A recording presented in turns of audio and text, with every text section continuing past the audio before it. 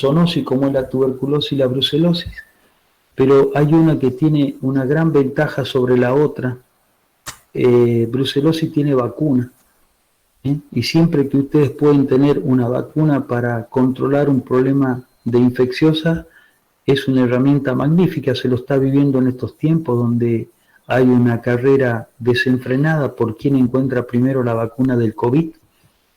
O sea que la gran herramienta que el ser humano ha diseñado para todos estos problemas de enfermedades transmisibles es la vacuna. Hay enfermedades que vamos a ver nosotros que no la tienen, la tuberculosis es un caso que no la tiene, por eso un poco es tratar de descubrir, testear, ahí estaríamos aplicando la otra cosa de la pandemia, el testeo permanente para encontrar los infectados. En el caso de los animales se eliminan, así que eso un poco como cosa grosera, macro tipo elefante, a tener en cuenta. Una tiene vacuna, la otra no la tiene. Si bien la doctora dijo no controla la infección, sino que controla el aborto, y la principal fuente de contagio, tanto para como zoonosis como para otros animales, es la gran cantidad de líquidos que se eliminan en cada aborto, ¿no? Así que eso es como para ir teniéndola en cuenta. Hoy día vamos a seguir viendo las abortivas, ya nos largamos por ese camino, y ese camino, como estarán viendo en la pantalla, es tricomoniasis y campilobacteriosis. Esperamos un cachitín más. Si alguien tiene alguna pregunta de lo que ya vimos, la puede hacer, no hay problema. ¿Se me escucha? Sí, se me escucha el de usted. Chicos, el Power lo vamos a cambiar. Ya lo estoy por subir el nuevo. De Tico y Campbell igual es muy similar, con algunas cositas. Ya lo subo, ¿sí?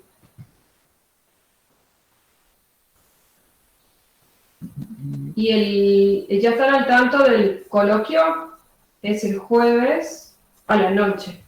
Ya les voy a informar bien el horario.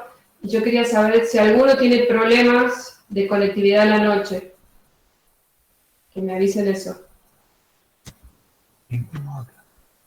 Ninguno habla. ¿Dónde habilito o deshabilito el micrófono? ¿Quieres cerrar el micrófono? Profe, buen día. ¿Saben en qué horario va a ser? Porque yo a la noche en la casa de mi hermana no me anda el internet, tengo que venir a la veterinaria para saber. En realidad lo planteamos a la noche. Hola, Flor. Gracias. Lo planteamos a la noche en realidad porque sabemos que a la mañana hay como que colapsan. Pero bueno, queremos ver si muchos tienen problemas, se puede buscar otra variante. O a las 7, o sea, yo quiero saber a qué hora tienen clase. Eso es lo que me habían dicho, que a la mañana como que hay más problemas de conectividad, porque hay muchas aulas virtuales usándose simultáneamente, que aconsejaban hacerlo a la tarde o a la noche. Ahora, si a ustedes se les complica mucho, va a ser por el aula virtual, veo que me están preguntando, el coloquio va a ser por el aula virtual, son 15 minutos que les vamos a habilitar y es multiple choice. No es difícil, chicos, es fácil. ¿Sí? La idea es, con el coloquio, ayudarlos a estudiar, no complicarlos, ¿sí? Tampoco que si no estudian se va a notar. Pero es cortito, 15 minutos y listo. Ustedes cursan los jueves, tienen con nosotros, después bioseguridad y después algo más. Producción avícola. A ver qué dice, que tienen otro trabajo práctico a la tarde. ¿Y los lunes, después de nosotros, qué tienen? Nada. ¿Tienen algo? No, no tenemos nada. ¿Prefieren que lo hagamos el lunes, entonces? ¿A la siesta, por ejemplo? ¿Sí? Bueno, si no, háblenlo después y que la delegada que está en el WhatsApp con nosotros nos lo diga, ¿sí? Decidan ustedes. La verdad que con esta modalidad de virtualidad hay que acomodarse a lo que ustedes pueden, a lo que todos pueden, ¿sí? Entonces, si prefieren que sea el lunes a la siesta, lo podemos correr para el lunes a la siesta, ¿sí? Así que háblenlo bien ustedes, ahí veo que me están contestando, pero bueno, son muchos. Me parece que lo mejor es que lo hablen y que la delegada me diga. En mi caso trabajo por la noche, por eso. Bueno, Váyanlo, háblenlo bien, tranquilos, hay tiempo, y me avisa después la delegada en el grupo, y lo de último lo pasamos al lunes a la siesta, ¿sí? No hay problema con eso.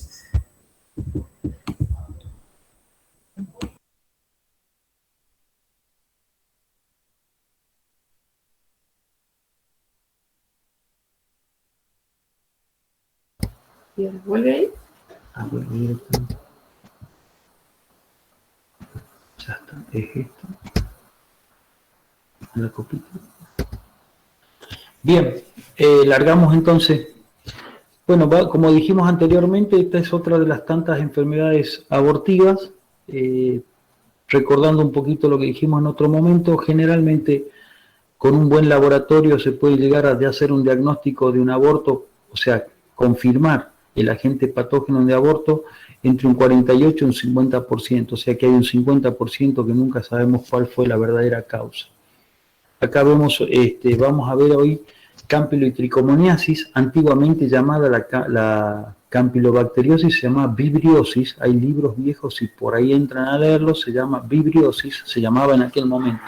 Hoy se llama campilobacteriosis. Son enfermedades básicamente de transmisión venérea. Eso es lo más importante de estas dos enfermedades. Su patología, su patogenia es bastante parecida entre una y otra, casi que están solapadas. La única forma de llegar a descifrar entre una y otra es a través de los cultivos y de hacer análisis, o sea, toma de muestras y raspajes, ya lo vamos a ver, o sea, confirmar en el diagnóstico con laboratorio, pero en sí, verlas, es muy difícil decir si esto es una trichomoniasis o una campilobacteriosis. Afecta a la productividad de los rodeos, tanto de carne como lo de leche, disminuye básicamente o sea, causa efectos sobre la reproducción, ¿no es cierto?, provocando importantes pérdidas económicas. Vamos a entrar ahora por trichomoniasis bovina. Como la enfermedad lo dice, es una enfermedad producida por un protozoo que tiene un curso agudo inaparente y que se transmite a través de como dijimos, de las montas, ¿no? Y produce básicamente muerte embrionaria, repetición de celos, hay aumento de la cola de preñez y mucha vaca vacía que queda al tacto. Esto básicamente, el aumento de cola de preñez, la vaca vacía, se está refiriendo al rodeo de carne. El rodeo de leche no es así, sino que el tambero lo que ve en el rodeo de leche es que permanentemente le están apareciendo vacas que hacen ciclos irregulares, en líneas generales de ciclos irregulares, quiere decir que no va con la regla que nosotros conocemos de reproducción, que es de 18 a 21 días, sino que ellas caen por fuera, 32, 57, retornan al celo. Entonces eso llama un poco la atención y llama también un poco la atención al tambero, que sus vacas aparecen con una cierta descarga bucopurulenta, entonces dice, algo está pasando. Acuérdense que el tambo tiene reproducción continua, ¿no? Reproducción continua. El rodeo de cría, también hay rodeos de crías que tienen servicios todo el año, en lo cual estas enfermedades, tanto tricomona como cámpilo, son muy difíciles de detectar, porque si llega el animal a montar una cierta inmunidad propia, un autocontrol a través de esa monta de respuesta inmune que provoca. Entonces los rodeos que tienen servicio continuo es muy difícil de encontrar, o sea, darse cuenta más que encontrar se encuentra fácil, darse cuenta el productor de que sus vacas están con un problema de este tipo, ¿no? De una enfermedad venérea transmitida como base por el macho, ¿no? Aunque puede haber hembras también infectadas que contaminan los machos y ahí arranca el macho después contaminando un montón de hembras. La trichomoniasis bovina, los puntos básicos para recordar es que es de transmisión venérea exclusivamente, asintomática, permanente en los toros, ¿no? Y temporaria o autolimitante en las hembras. Esto es, digamos, se lo puse como un cuadro cuando estudien para que lo tengan bien claro. Ya un poco hablé de un poco de qué es lo que sucede, ¿no es cierto? Que es difícil de darse cuenta en rodeos continuos. En el tambo, generalmente el tambero le llama la atención el cambio de comportamiento reproductivo de sus vacas con las descargas vaginales que le llaman la atención y hace la consulta. Y también saben dónde es complicado de verse, en el caso de los rodeos de cría que tienen servicios de 4 a 6 meses con los toros, porque hay mucho tiempo y ya van a ver cómo se desarrolla la enfermedad, también es complicado de verse.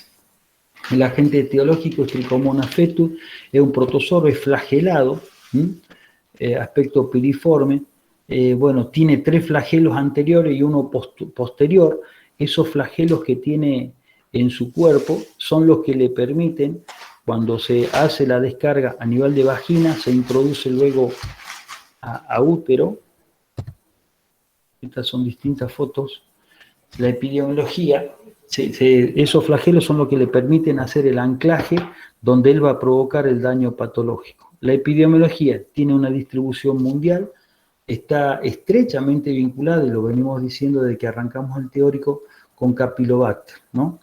Ahí tienen un poco los números en provincia de Buenos Aires. Hace 6 o 7 años atrás se largó un plan a nivel provincial donde el Estado pagaba todo el costo de laboratorio para tratar de lograr un mayor porcentaje de terneros nacidos vivos de los rodeos de crías, básicamente. El tambero ese se mueve por otro circuito, tiene otros intereses, y generalmente no hay un gran apoyo a la producción de leche, sí un poco a la producción de carne, que es algo que le interesa.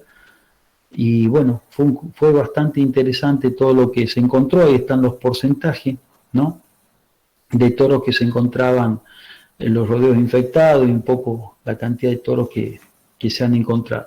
Donde más también hay serios problemas es en La Pampa y en la zona de Córdoba. Cuando éramos estudiantes solíamos salir a algunos campos chicos a hacer raspajes para aprender a hacer el trabajo y un poco los diagnósticos. También tiene una prevalencia bastante importante en estos sectores. Ahora, a medida que el productor es más chico y tiene un menor poder adquisitivo, esta enfermedad hace mucho más, o sea, la enfermedad impacta mucho más, porque generalmente, vuelvo a decir, tienen un rodeo donde el servicio es en forma continua y el tipo no se da cuenta de los problemas que tiene. Y cuando cuando realmente le salta el problema es porque ya lo está tapando el agua, ¿no? Y ahí es cuando llaman generalmente al veterinario. Lo que pasa es que cuando usted lo está tapando el agua y van y hacen el control, resulta que le da el 80% de los toros están infectados con una enfermedad venérea. Entonces, digamos, los tratamientos que hay no son los mejores. Vamos a hablar algo de los tratamientos, pero es así. Entonces, la principal vía de transmisión en este caso es la venérea. A partir de toros infectados mayores de 3 años, se aloja generalmente las criptas prepuciales. Tanto el macho es asintomático, no tiene no se ve grandes problemas. La hembra sí se la ve por las descargas que decíamos. El impacto económico lo venimos diciendo, hay falla de servicio, una vaca infectada está sujeta presente a muertes precoces de los embriones, los abortos, la piómetra, la infertilidad es transitoria. Hay una eliminación de hembras vacías y toros positivos. Es el costo económico más que importante, y un poco los costos profesionales que también tenemos, ¿no? La patogenia. El parásito es depositado en la mucosa vaginal. Ahí produce la adhesión, que se inicia mediante los flagelos que habíamos hablado, anterior y posterior, ¿no es cierto? Y luego ese flagelo está continuo a su soma. Ese complejo molecular tiene, ese cuerpito, tiene una adhesina que es la TF190, ubicada en la superficie de Trichomonas fetus, y que también favorece la adhesión y la citotoxicidad hacia las células del hospedador. La acción lítica que ésta produce con esas proteínas extracelulares e intracelulares, sobre la inmunoglobulina G2 y las fracciones C3 del complemento, representarían un importante mecanismo para la invasión que produce.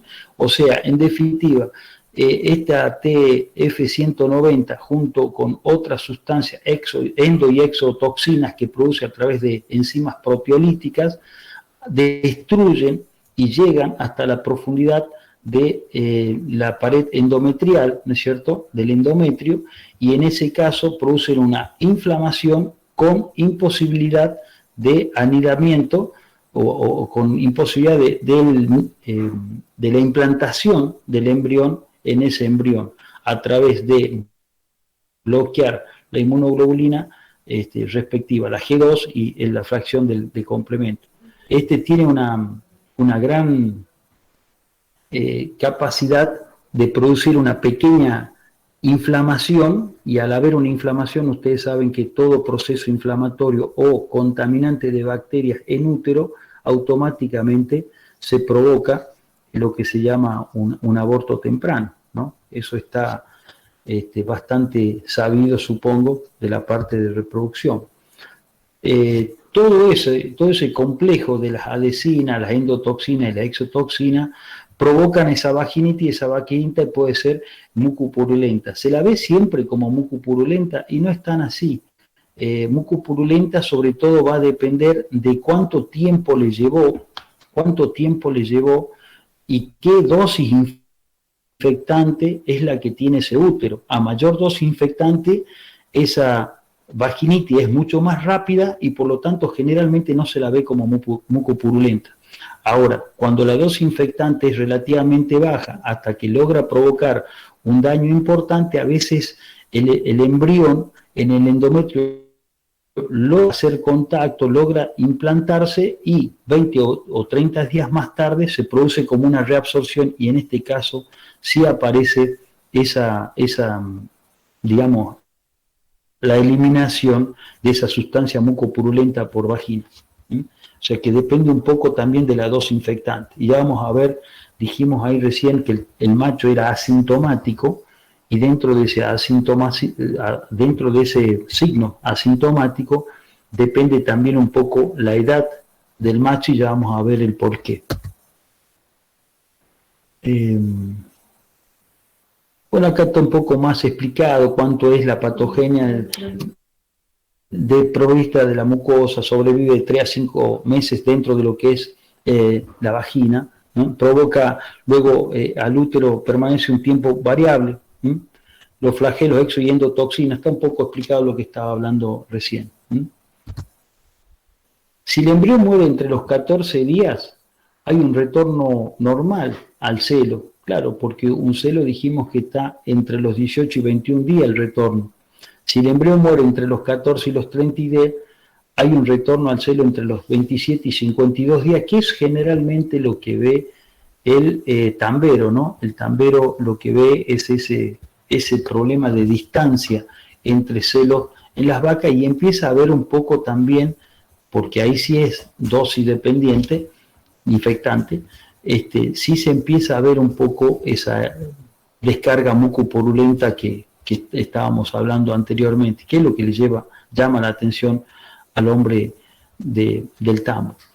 Después de 2 a 3 servicios, ahí está un poco, la hembra monta una inmunidad y el parásito sale del útero y se queda en vagina. En vagina, ¿cuánto tiempo puede estar? Y en vagina puede estar de 2 a 8 meses. A veces algunas hembras, dependiendo de la dosis infectante, pueden llegar a estar hasta 1 año. Por lo tanto, esa hembra vacía, si queda en el campo, al año siguiente puede ser la infectante de nuevos toros.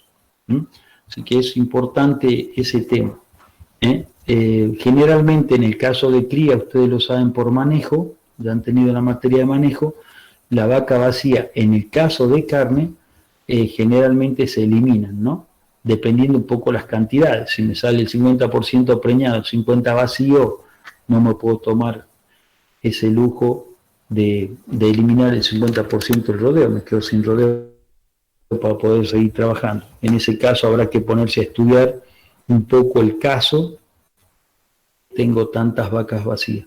Sin embargo, conozco un campo del año pasado que tuvo una preñez del 47%, donde los toros estaban controlados y todo. Ahí pasó el problema. Ahí en ese caso el problema, ¿cuál fue? el problema más crítico que tenemos todos se llama comida. Generalmente la vaca para preñarse tiene que comer, ¿eh? Entonces caen a la veterinaria, están un poquito delgadas las vacas, ¿qué me puede dar? Y los frascos no engordan vacas, decía mi padre, ¿eh? Los frascos no engordan vacas, las vacas engordan comiendo, ¿eh? Y la reproducción es una función de lujo, o sea, cuando ya me sobra todo, bueno, ahora me voy a preñar. Ya tengo buen estado, ando bien, salud, todo, bueno, ahora me voy a preñar. Entonces, recordemos esas dos frases. Las vacas se preñan cuando las cosas le entran por la boca, que se llama comida. Y se preñan cuando ya tienen todo cubierto, ahí deciden preñarse. Así que por ahí le andamos buscando la pata al gato y el gato, hasta donde yo sé, tiene 4 nomás. Algunos quieren buscar 6, pero tiene 4 nomás. Los signos clínicos y las lesiones. Dijimos que el macho tiene signos inaparentes, por lo tanto en el macho no nos vamos a dar cuenta de nada, salvo que nos pongamos a estudiar el caso. Y la hembra, lo que vemos es una repetición de celo, por lo que estuvimos hablando, por toda esa alteración que le produce el protozoo a la vagina, al endometrio, con lo cual impide la anidación de ese óvulo fecundado a través de todo lo que dijimos, la exo y endotoxina, los flagelos que le permiten la adherencia y el bloqueo del sistema inmune y demás. Hay secreción vaginal que es mucopurulenta y puede haber piómetra. Piómetra suele darse generalmente, las piómetras y las descargas mucopurulentas generalmente están asociadas con dosis infectantes bajas, lo cual necesita un mayor tiempo para producir la lesión, cuando ya el embrión está implantado. Entonces, al implantarse el embrión, lógico, hay un cuerpo extraño muerto, tiene que sacarlo, eso genera una contaminación, esa contaminación está relacionada con la descarga mucopurulenta, y cuando hemos tenido casos confirmadas por laboratorio de abortos de tricomona de 7 meses. Voy a decir, pero ¿cómo que no me dijo que es en mi primera etapa? Sí, pero en este caso apareció recién a los 7 meses, confirmada por laboratorio, o sea que no nos quedaron dudas de que haya habido un problema de tricomona. Cuando empezamos a estudiar el caso, resulta que el vecino, no tenemos los alambres en buenas condiciones y un toro del vecino entró a hacer los servicios en un grupo de vaquillonas. Entre esta, habíamos tenido aborto, pero esta fue un aborto muy tardío, lo que hicimos estudiar, y cuando no lo que era una tricomona. Eso suele suceder.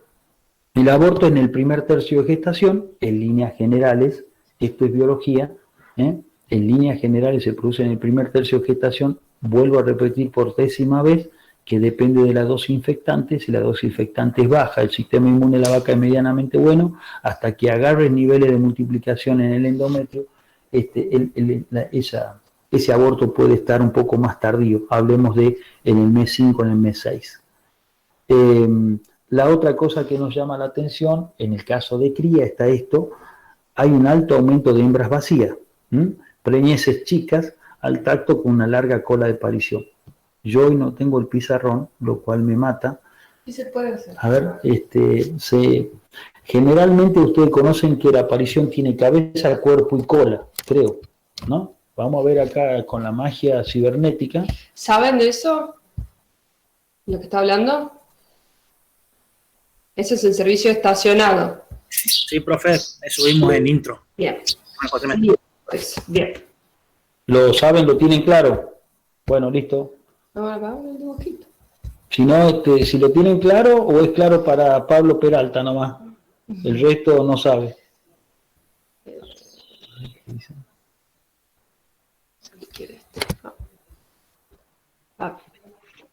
Sí, profe, sí lo sabemos. Va, bueno. Cola de aparición. A ver. Vamos a intentar dibujar, lo cual no es fácil. Hacer esto. ¿Ah? Sí. Y la otra arranca alto y baja. Arranca alto.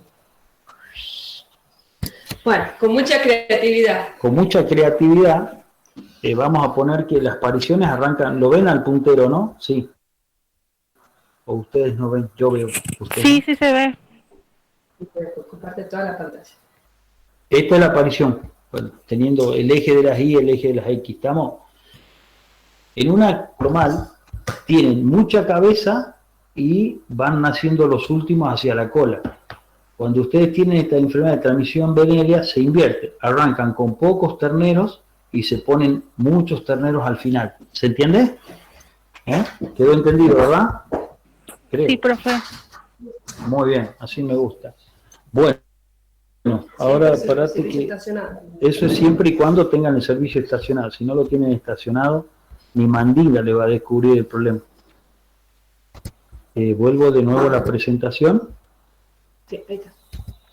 Vamos adelante. Bueno, pasa que hay promociones que vinieron más preparadas que otras, no sé, capaz que vamos mejorando también un poco la parte didáctica.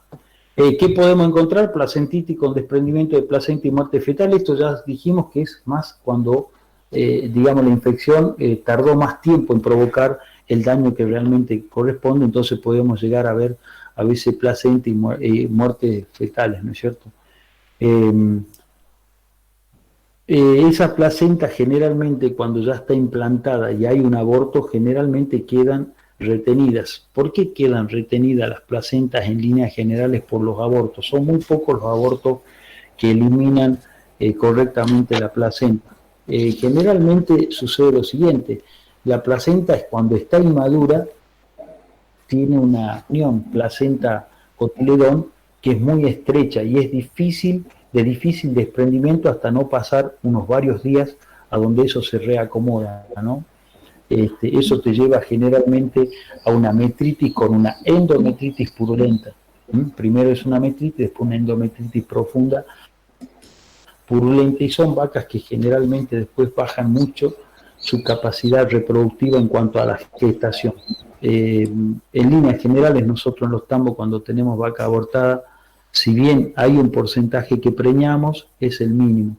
Son vacas que después nos hacen renegar muchísimo. A veces hacemos algunos lavajes intrauterinos con soluciones especiales que nos permiten recuperarlas, siempre y cuando el animal sea joven, porque si no, profesor, también es... Sí, hable. Buen día. Le hago una consulta. Sí, me paran cuando haga falta, me paran. No sé quién habla, pero cualquiera puede llamar. Yo soy Ramiro. Buen día. Escúchame, recién estábamos hablando de que en un año donde estemos infectados con tricomonas se va a cambiar un poco el patrón ese del rodeo de cola y de cabeza. Se va a invertir un poco y se van a ir las apariciones más hacia la cola, por así decirlo. Eso en un servicio estacionado, o sea que en un tambo que se hace un servicio más continuo no sería muy aplicable esto, o sea, no se lo vería tan así.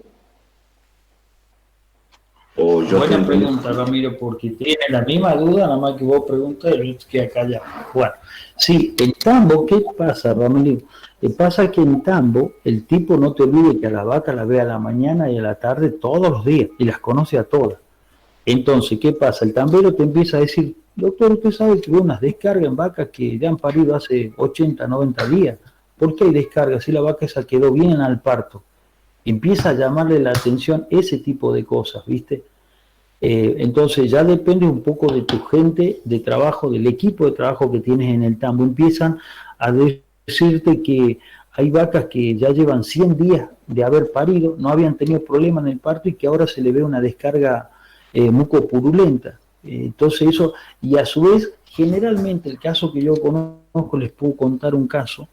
Resulta que había un tambero que debe haber tenido 60 vacas. Él daba contra un río. Tenía su finquita y una parte de la finca daba al río.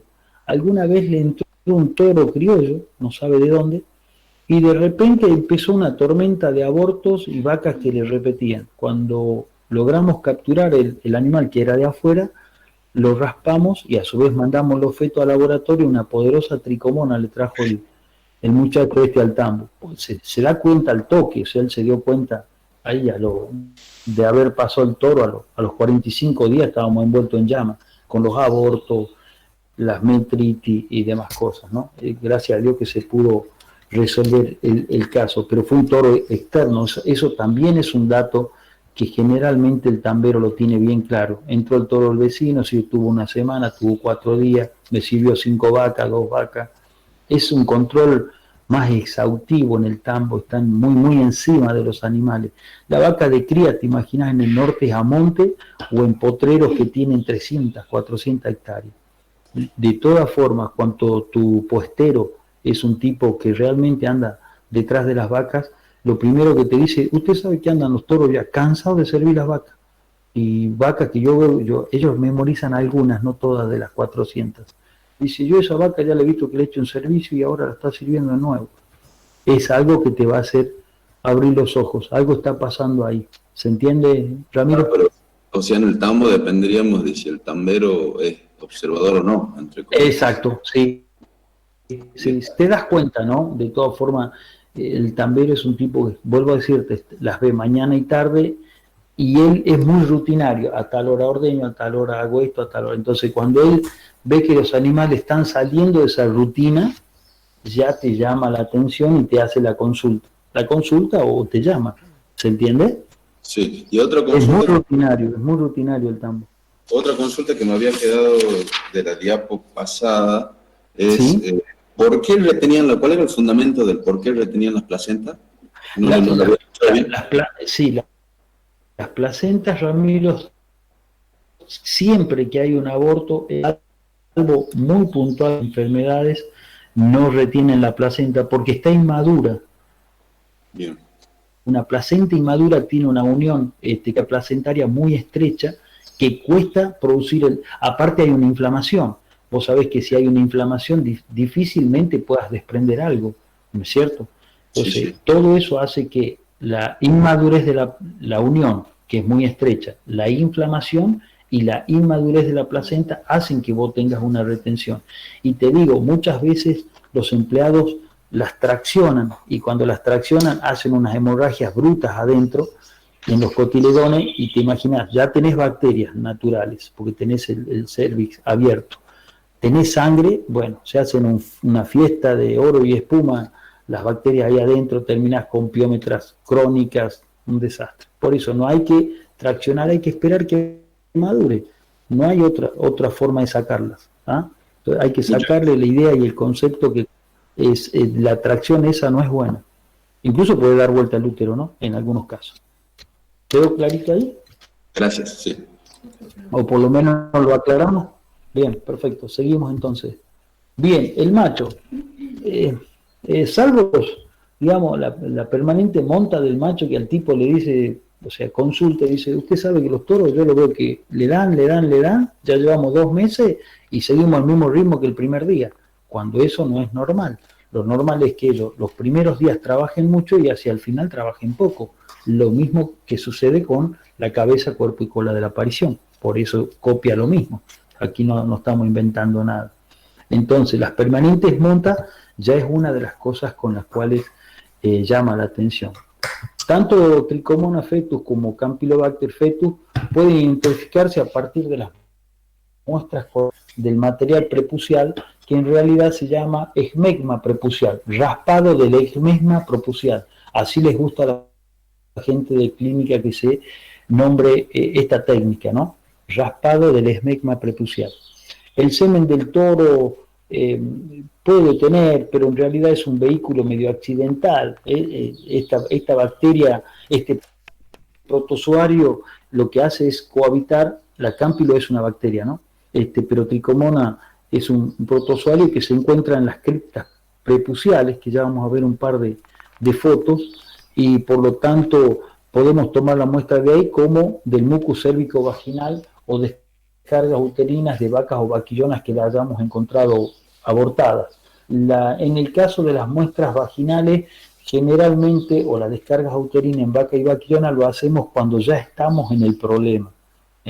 Lo que nosotros hacemos en los toros es un preventivo, haciendo el raspaje del esmegma prepucial previo a que entren a los servicios. Ya vamos a ver cuándo y por qué y demás cosas. En cambio, el muco cérvico vaginal y demás lo hacemos generalmente en animales que están en pleno problema, o sea que están con los abortos y con la retención. De quedarnos alguna duda, todas esas vacas vacías al tacto, todas las vacas vacías al tacto podemos tomarle muco cérvico vaginal para intentar hacer un cultivo tanto de tricomona como de campio. Clínicamente, ¿qué es lo que hacemos? Es a través de la anamnesis, todo lo que estuvimos hablando durante el teórico, la anamnesis, ¿cuáles son? Las descargas vaginales y los toros que repiten los servicios.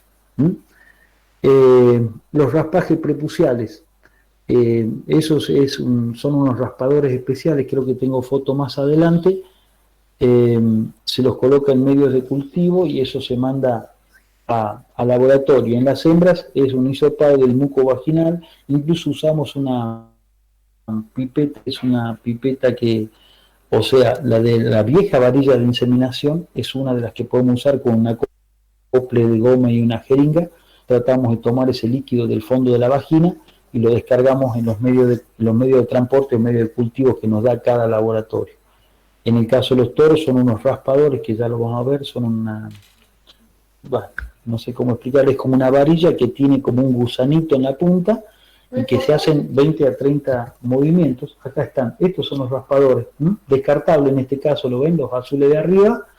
La forma en que yo debo trabajar es poner la boca del prepucio hacia donde yo estoy parado e introducirla y llevarla hasta el fondo.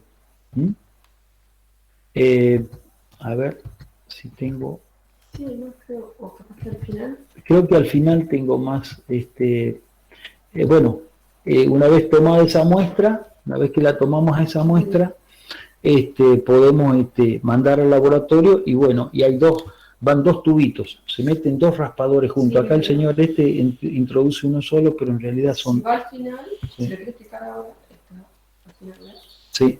Al final lo retomamos, tengo las fotos al final y lo podemos hablar. Hablemos de cámpilo y hacemos un cierre hablando de la toma de muestra, pero es para que lo tengan en cuenta y lo vayan entendiendo lo que queremos hablar.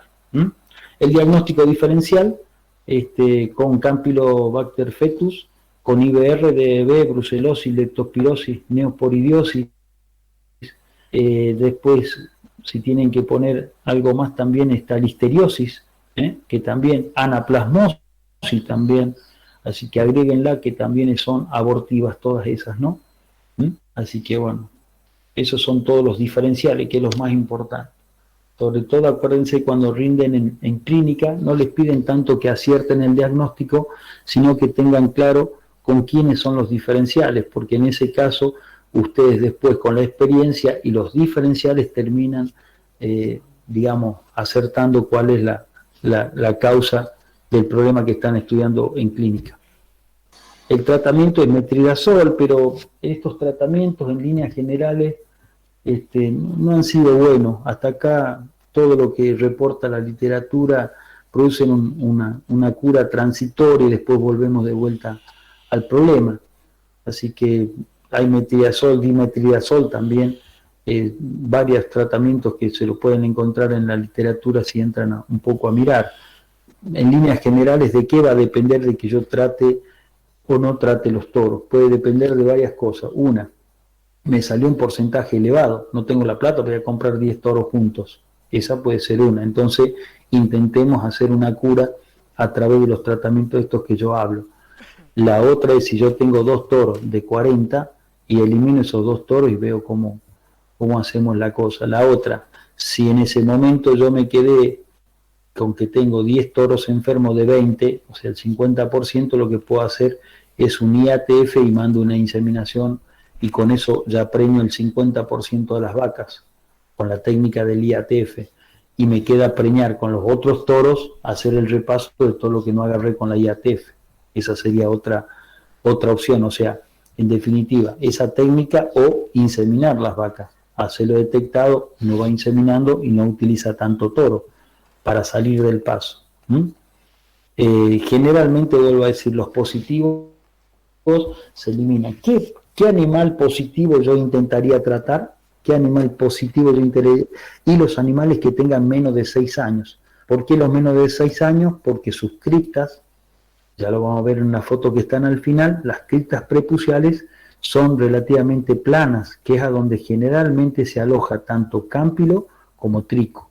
¿se entiende? Y no intentaría yo tratar a aquellos animales que están de 6 años hacia arriba, donde la cripta prepucial es muy profunda, donde siempre me queda algo de digamos, tanto de protozoo como de bacterias enquistadas, lo cual me hace que el tratamiento no sea lo efectivo que yo quiero. Ese sería un poco el criterio del manejo en cuanto a los toros positivos. ¿Profe? En el caso de ¿sí? ¿Te escucho? ¿Vale la pena realmente hacer el tratamiento con metronidazol y todas esas cosas a un toro bueno positivo, o es solamente como para tirarse un lance a ver si puede? Me parece buena la pregunta, entonces abramos los micrófonos para quienes crean posible qué criterio tomarían. A ver, qué criterio en base a lo que dijimos.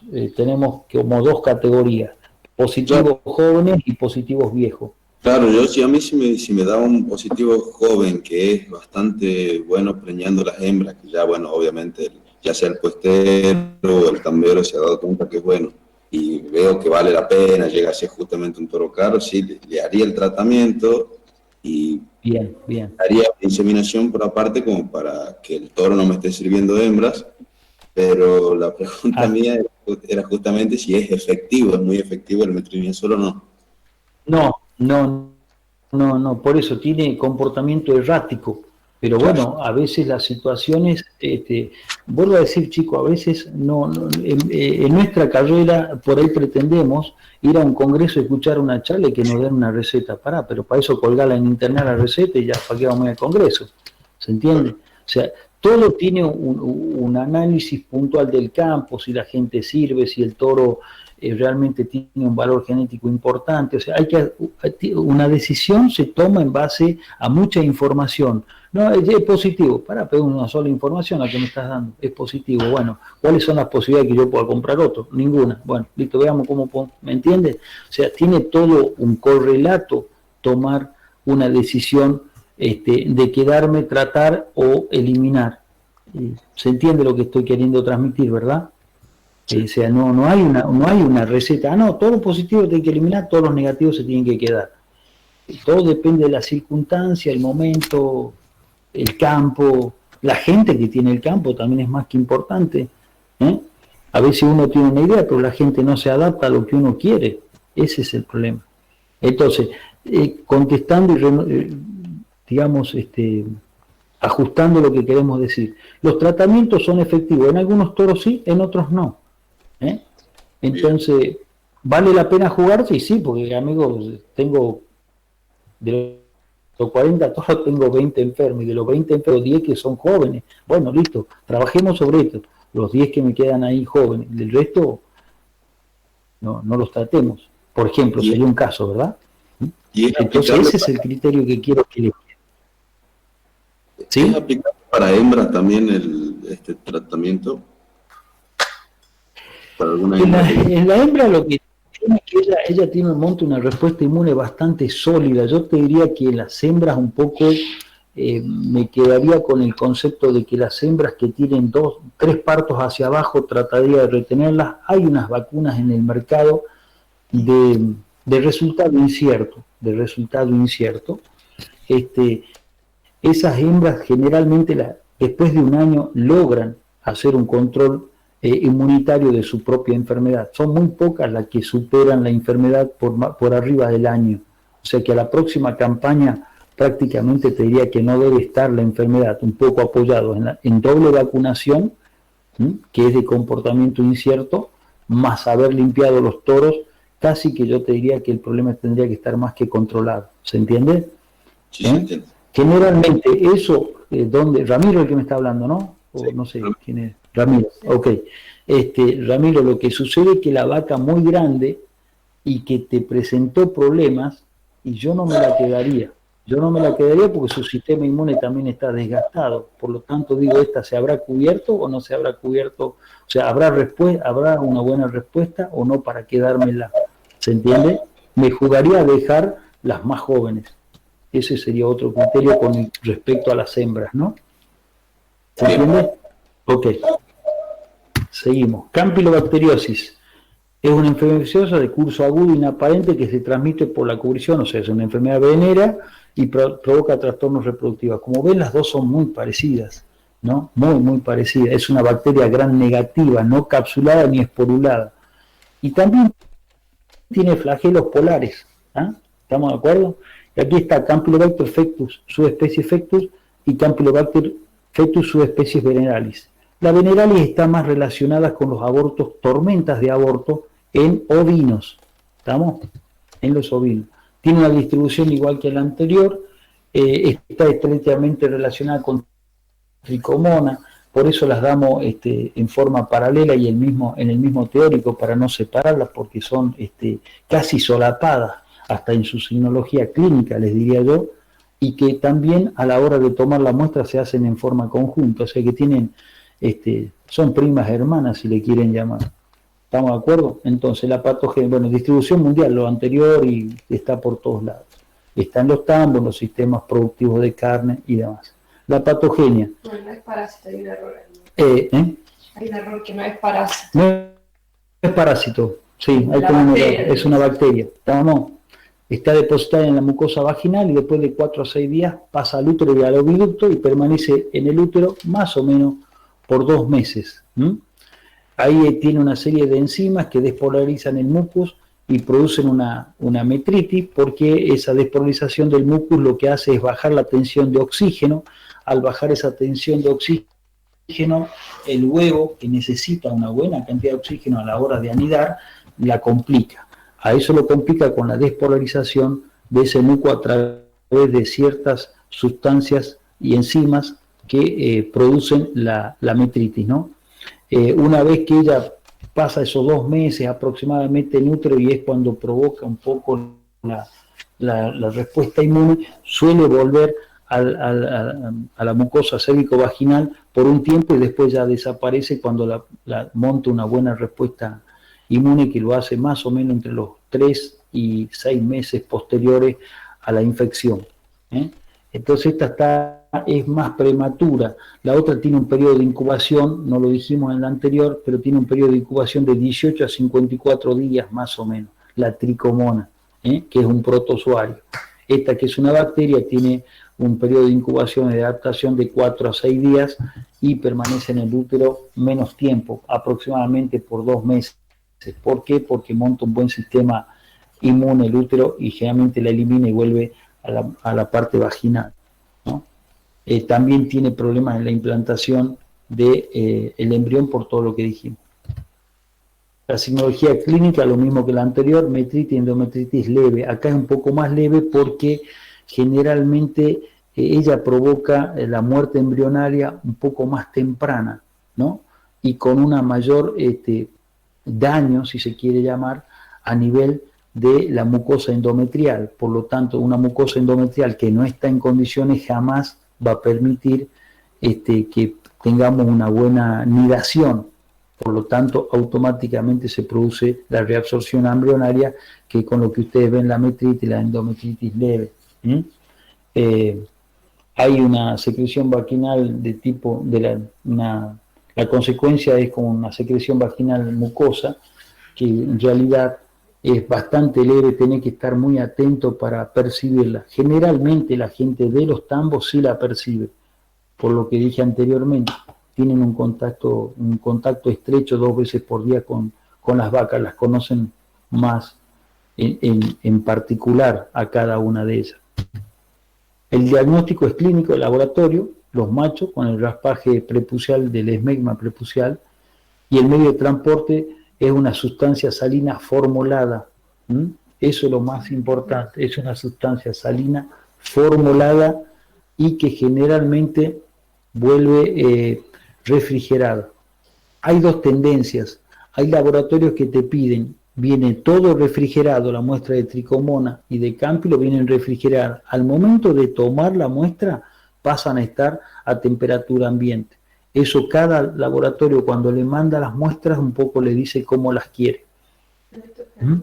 Pero generalmente lo que sí es importante que en el caso de cámpilo lleva la sustancia salina formulada. El otro no, se moriría el protozoario en una sustancia salina y encima formulada, escúchame, no alcanzó a tocar el líquido y se murió. ¿Se entiende? Ahora, lo de refrigerada queda entre paréntesis. Ustedes saben que al ser un protozoo, si yo le doy frío, ¿ustedes creen que se puede multiplicar ahí? No. Por lo tanto, vuelven a temperatura ambiente. Hay algunos que me dicen, estos tubos que tienen tapa, por ejemplo, roja, mándamelo a temperatura ambiente, los que tienen tapa verde, me lo mandas refrigerado. Eso un poco lo define en el caso del el laboratorio. Ahí dice que es para inmunofluorescencia. Sí. ¿Por qué? No es para cultivo. No es para cultivo, exacto. Esa es la otra gran diferencia. Nosotros nos manejamos con inmunofluorescencia directa y hoy actualmente con PCR.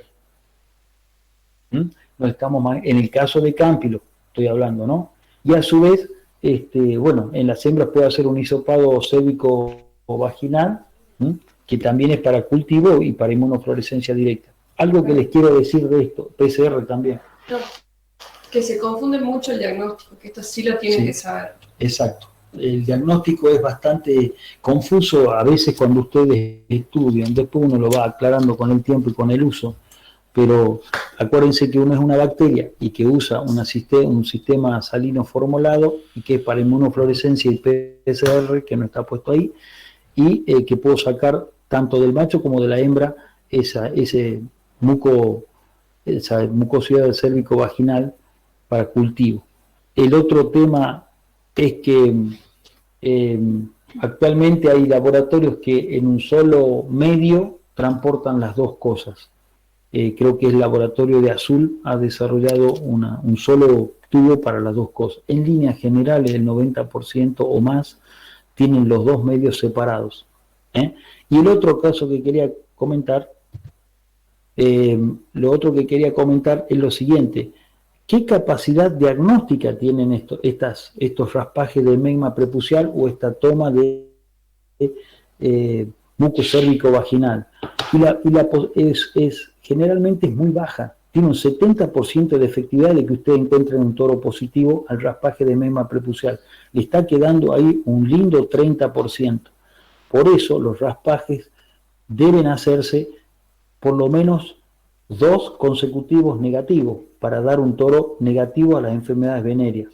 ¿Qué quiere decir esto? Que yo en el primer raspaje descubro el 70%, descubro el 20% y ya estoy en el 90%. Y si sigue apareciendo alguno todavía, les diría que hagan un tercer raspaje donde ustedes encuentran un 5% más.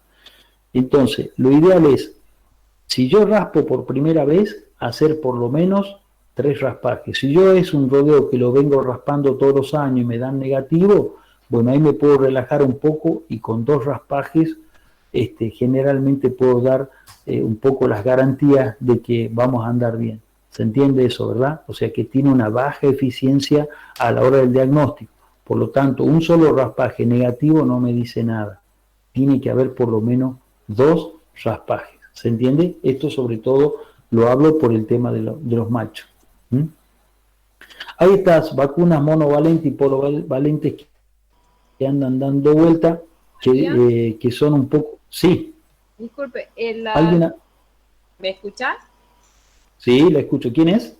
Florencia. Florencia, muy bien. El tiempo entre raspaje y raspaje, ¿cuál sería? Si yo hago... Muy bien, muy bien. Me había olvidado eso. El tiempo de raspaje... ¿Qué es preservicio? No,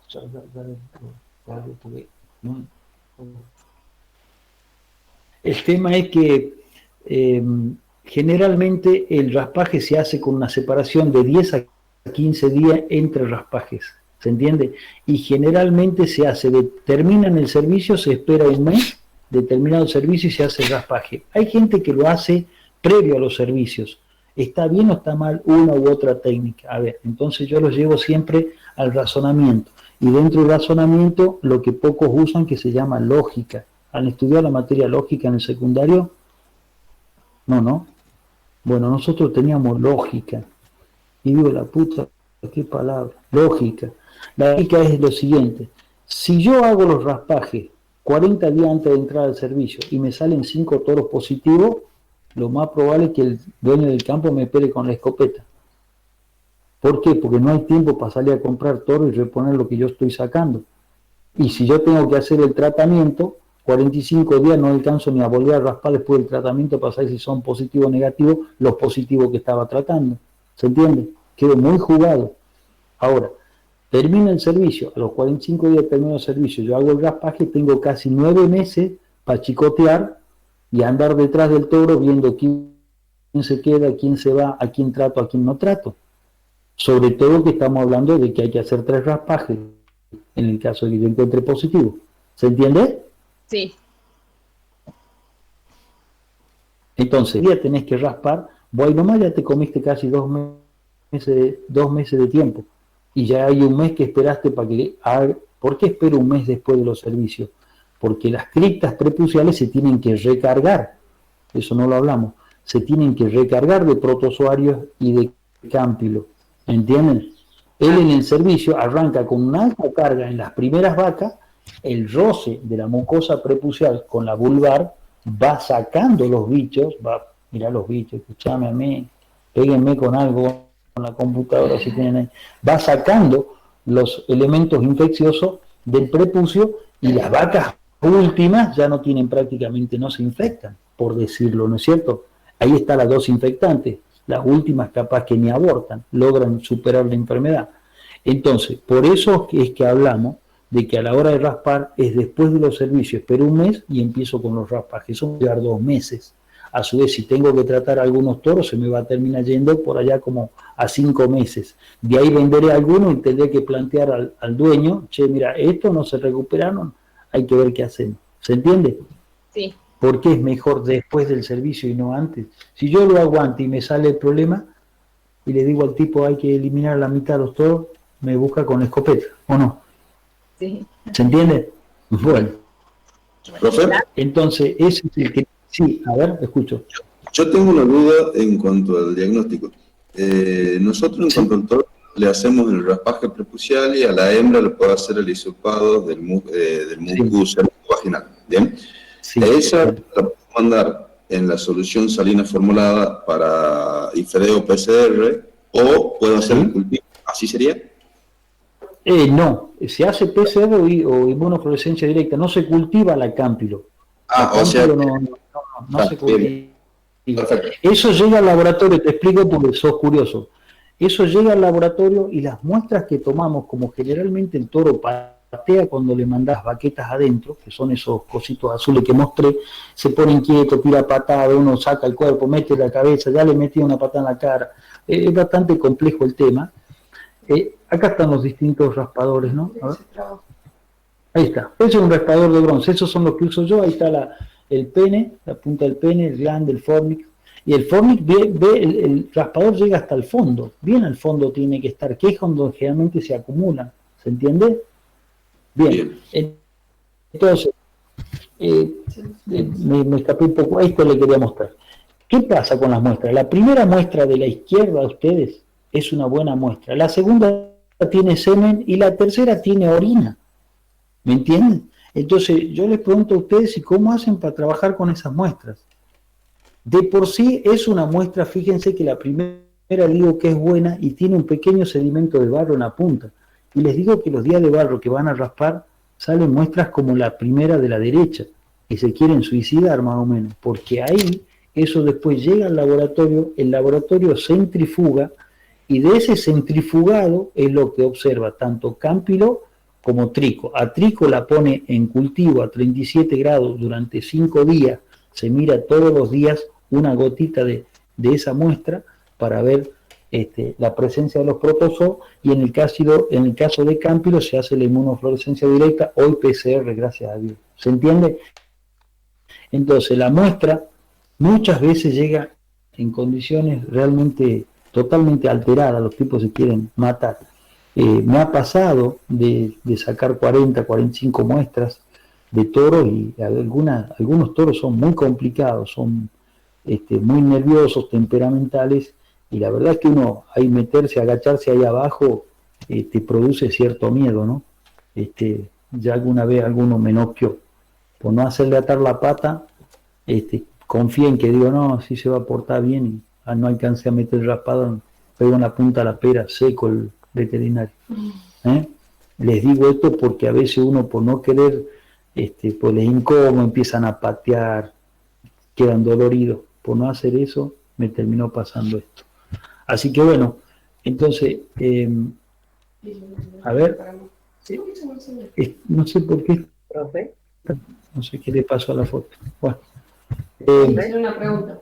¿sí? Ana le habla. Yo le quería preguntar. Ana, Usted dice a ver. que no se hace en los toros antes del servicio del rapaje, pero Sí. digamos, es más conveniente, pero se puede decir que es mínima la cantidad de vacas que sí van a dar positivo aunque la prueba se haga después. O sea, la consecuencia, digamos, es mínima de vacas. A ver, ahí estamos. O sea, Yo lo que propongo es que si hay toros positivos, te tomo. se da cuenta después, obviamente, Sí. y esos toros van a infectar a cierta cantidad de vacas. Claro, si vos tienes toros positivos y mandas a servicio, vos vas a tener un montón de vacas positivas. Te tomo medio entrecortado, vamos de vuelta. Podemos raspar en dos momentos. Terminados los servicios, ¿no es cierto? Esperamos 40, 45 días y empezamos a trabajar con los toros para dejarlos ya para la próxima temporada. Generalmente eso no sucede. A nosotros nos llaman 2 meses antes de los servicios a raspar los toros. Generalmente, ¿quién trabaja así 60 días antes de arrancar los servicios? Generalmente los campos de crías que son muy ordenados. Ellos están ordenados, vienen chequeando hace tiempo sus toros, por lo tanto, se juegan a que no puede salir ningún positivo. ¿Se entiende? Entonces ese sí trabaja 2 meses antes de los servicios, pero el que no conoce, no se sabe cómo está esto, lo ideal es que lo hagamos. Terminados los servicios, 45 o 60 días más tarde, empezamos a raspar y ver cómo está la situación de ese rodeo. Cuando ustedes ya tienen un rodeo que lo controlan hace varios años y que están negativos, generalmente hasta se toman la atribución porque no incorporan toros o se llama rodeo cerrado, se autorreponen los toros, generalmente hacen un solo control de raspado, que tiene que ser negativo, por supuesto. Si hay un positivo hay que volver todo para atrás. ¿Se entiende? Sí. Incluso cuando tienen positivos, ustedes tienen positivos, ese positivo se le hace, lo tratamos, y voy a decir, pero está curado, ¿será que se curó? Bueno, entonces ese animal que era positivo se trató, dio el raspaje negativo, 30 días más tarde se le hace otro raspaje para que vuelva a repetir negativo, porque a veces se vuelve a positivizar. Ese es el problema de esos toros que son positivos. ¿Se entiende? Un poco, no sé, Ana, creo que eras vos la que preguntaba, en el caso de las hembras positivas es porque vos no chequeaste los toros. Acá estamos hablando cómo prevenimos. Ahora, si yo ya estoy en el baile y hay que bailar con esto, tenemos la opción de la vacuna esta monoclonal o polivalente de resultados inciertos. Hay gente que habla muy bien y hay gente que dice no sirve para nada. De todas formas, andar jugando con una enfermedad infecciosa de tipo abortiva en un rodeo de carne, donde la misión de un rodeo de carne, ¿cuál es? Producir ternero. Por lo tanto, no puedo andar macaneando. Capaz que en un tambo me puedo dar el lujo, porque dentro de todo la vaca, bueno, le pongo la vacuna, la controlo una a una, veo qué es lo que sucede, raspo el toro, me juego a que la puedo corregir. En el caso de la carne, es lapidario cuando ustedes van a la cosecha de ternero y no hay ternero. ¿Sí? Domingo. Bien, ¿sí? Hola, buen día. Sí, buen día. Yo tengo una pregunta con los toros. Sí. O sea, si el toro la presenta la Hace un ruido, no sé si es tu computadora o la mía. A ver, dale. ¿Me escucha mejor ahí o no? Sí. O sea, en los toros como si se da asintomática, subclínica, la enfermedad. Cuando yo estoy en un examen pre-servicio de los toros y voy a hacer un examen del semen, digamos, puede ser igual que el semen de un poco muco purulento, así, en un examen macroscópico, aunque las bacterias y el protozoo tengan las criptas prepuciales, digamos. En esta enfermedad, tanto la cámpilo como trico, prácticamente el semen, si bien puede tener un contenido de estos dos agentes infecciosos, es muy escaso, prácticamente nulo, te diría yo, ¿no? Y los toros que están en los centros de inseminación, o toros que llegan a un termo de inseminación, tienen muchísimos controles previos, porque quien vende semen quiere seguir vendiendo. ¿Te imaginas vos vendés un semen que tiene un problema de campilotrico? Bueno, andá y busca un pozo y hacete enterrar por lo menos 10 metros para abajo, ¿viste? Porque eso es lapidario, no vendés nunca más nada, ni los buenos, ni los toros sanos, no vendés más, te quemás en el sistema y no vendés más. Entonces, la transmisión por semen es bajísima, casi nula, te diría yo, en el caso de los toros, ¿no? Por más que estén enfermos. El problema está en ese contacto estrecho que tiene la mucosa vaginal con la mucosa prepucial en el momento de la monta, por eso te dice exclusivamente venérea. Aquí no hay una transmisión por olfacción, no hay una transmisión por contaminación del pasto a donde se produce la piómetra que cae al suelo, contamina el pasto y después, no, es muy lábil ella fuera del sistema. ¿Se entiende? Claro, pero lo que voy yo que al ser subclínica, cuando vamos a comprar un toro y le hacemos un examen, capaz que ni nos damos cuenta que tiene, si no le hacen un raspaje los 60 días antes y desordenado, digamos. No, es que eso es, claro, está bien. O sea, vos compras los toros, generalmente los toros por ley en Santa Fe, creo que ahora ya se hizo a nivel nacional, pero en Santa Fe estoy seguro, cualquier toro que vos compras tiene que venir con 2 raspados negativos, libre de brucelosis, libre de tuberculosis. ¿Se entiende? Ahora, ¿yo lo tengo que testear? Sí, porque he visto muchos papeles firmados. Los papeles, decía mi padre, los papeles aguantan lo que yo le quiero poner. No hay ningún papel que se queje de nada. Quiero poner cualquier estupidez en un papel, aguanta, el papel no se va a quejar nunca. ¿Se entiende? Entonces, vos decís, che, pero será serio, bueno, yo lo raspo de vuelta. Siempre te diría que como norma, todo toro que entra, rasparlo. ¿Por qué? Porque yo no puedo correr el riesgo de que después vamos al tacto y me faltan la mitad de los terneros, el dueño del campo me quiere matar. ¿Por qué? Porque no hice las cosas. ¿Se entiende? De todas formas, vuelvo a decir que Santa Fe tiene una reglamentación donde todo toro que se vende debe ir con las correspondientes 2 raspajes negativos, tuberculosis y brucelosis controlada. ¿Se entiende? Ahora, vos decís, bueno, supone que lo compré en Salta. Si lo compraste en Salta, raspalo. Vos no puedes dar el margen de no controlar algo de lo cual vos, en el rodeo que manejas, lo tenés controlado y te trajiste 10 toros y no te tomaste el laburo de controlarlo, y medio que estás jugando con pólvora, amigo. Debo raspar todo lo que ingresa. Incluso a veces cuando egreso, cuando vendo toros, lo mejor que puedo hacer es chequearlos yo. Porque después viene el reclamo. No, amigo, acá están los papeles, negativos. Yo se lo vendí negativo al toro. ¿A dónde lo tiró usted al toro? No sé. ¿Se entiende? Es un poco la forma de tener cierta... así que bueno, yo tomaría ese recaudo. ¿Se entiende? ¿Quedó alguna cosa colgada por ahí? Creo que no. El periodo de incubación, me pregunto. El periodo de incubación de la cámpilo es de 4 a 6 y el periodo de incubación de protozoario es de 13 a 26 días más o menos. Es mucho más lento, por eso incluso a una se hace directamente la inmunofluorescencia PCR en el caso de la bacteria y el protozoo se hace un cultivo que dura 6 días de control en una platina, en un medio térmico de 37 grados. No sé si queda alguna otra pregunta al respecto. Vamos a entrar en un pequeño recreo. ¿Alguna pregunta más? Un poco, no les mostré algo. A ver, déjenme 2 minutitos. Creo que tengo fotos. Voy a mostrarle algo. Bueno, estos son los abortos, son muy chiquititos. Muy chiquitos. Generalmente todo eso que ven negro es tierra. Generalmente se encuentra la tierra. Este está un poquito más limpio. Fíjense, son fetitos. Estos pueden llegar a tener, en el mejor de los casos, 60 días. Y esto es lo que un poco le quería mostrar, la mucosa prepucial. Fíjense lo que es arriba donde dice toros de 24 meses. Este es un corte histopatológico, ¿verdad? Es un corte de histología. Fíjense que las mucosas están perfectamente pavimentadas, rectas, no hay problema. Fíjense lo que sucede en el toro de 8 años, la profundidad que tienen las criptas.